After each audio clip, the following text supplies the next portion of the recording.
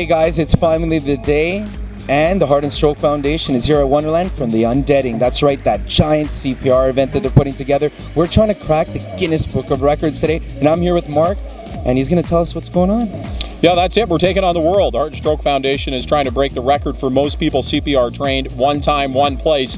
We got thousands and thousands of people here, and really that's what is at the heart of it. We're trying to make sure that people know what to do if they see somebody who has a cardiac arrest. You know, if you see somebody you love who falls down, has cardiac arrest, do you know the steps that you need to take to save their life?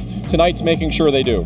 That's definitely something really important. Think after today, all these thousands of people that are going to be able to help the city. And if anything goes on, these guys are doing a great thing here. Besides the Guinness Book of Records, what a great idea to have everyone well informed. 8,000 more people plus will break the record, and 8,000 more people on the streets with CPR training. That's epic. I got to give this guy a round of applause right here.